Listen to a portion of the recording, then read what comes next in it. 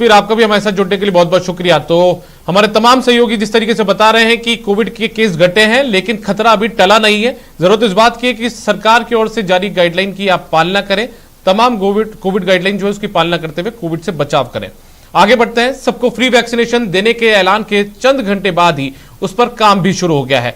भारत सरकार ने 21 जून से लागू होने वाले राष्ट्रीय कोविड टीकाकरण कार्यक्रम के लिए रिवाइज्ड गाइडलाइन जारी कर दी है, जिसमें आबादी और संक्रमण के आंकड़ों का खास ख्याल रखा जाएगा।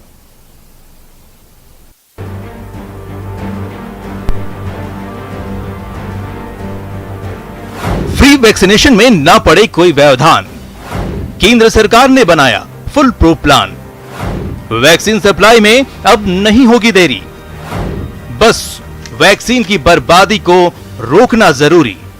21 जून सोमवार से देश के हर राज्य में 18 वर्ष से ऊपर की उम्र के सभी नागरिकों के लिए भारत सरकार राज्यों को मुफ्त वैक्सीन मुहैया कराएगी।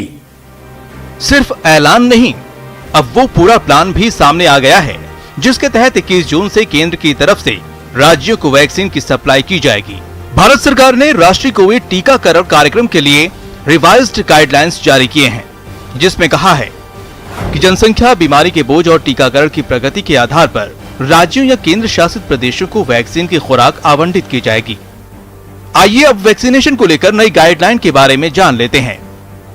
मसलन भारत सरकार वैक्सीन निर्माताओं से 75% टीकों की खरीद करेगी और राज्यों या केंद्र शासित प्रदेशों को टीके मुफ्त में दिए जाते रहेंगे।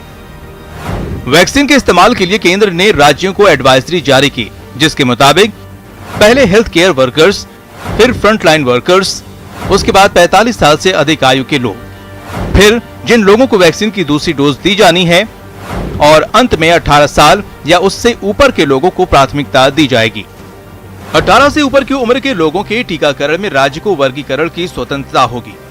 राज्यों की जनसंख्या, संक्रमितों की संख्या और वैक्सीनेशन की रफ्तार के हिसाब से केंद्र वैक्सीन उपलब्ध कराएगा।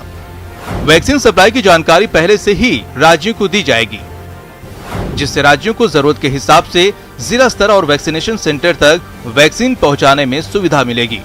और सबसे अहम ये कि वैक्सीन वेस्टेज होने पर राज्यों की सप्लाई पर नकारात्मक असर पड़ेगा। इस प्लान के साथ ही केंद्र सरकार ने वैक्सीन बनाने वाली कंपनियों को एक बड़ा ऑर्डर भी दिया है। स्वास्थ्य मंत्रालय ने मंगलवार को 44 करोड़ वैक्सीन का ऑर्डर जारी किया।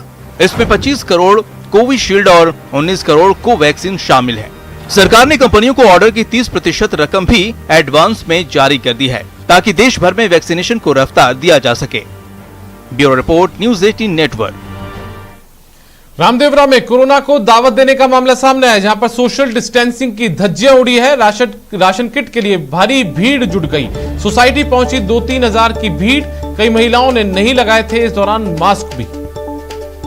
तो जो तस्वीर आप देख रहे हैं, ये तस्वीरें बयां करती है कि रामदेवरा में कोरोना को दावत दी जा रही है। लोग सोशल डिस्टेंसिंग की धज्जियां उड़ा रहे हैं, मास्क नहीं पहन रहे हैं। दरअसल ये जो पूरी तस्वीरें हैं, ये राशन किट के लिए जुटी भीड़ की हैं।